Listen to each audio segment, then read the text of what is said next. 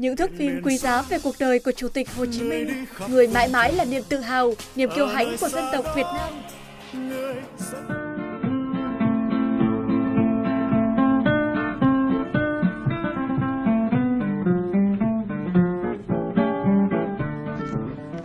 Trên đời có những vật không thể thay đổi, có những con chim không khuất phục bao giờ, có những tên người sống mãi với thời gian. Hồ Chí Minh.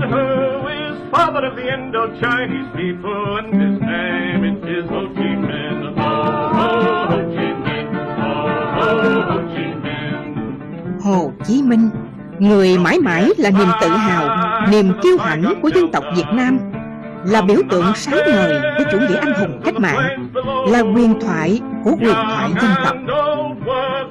Peasants of the toiling tenant farmers fight for freedom with Uncle Ho.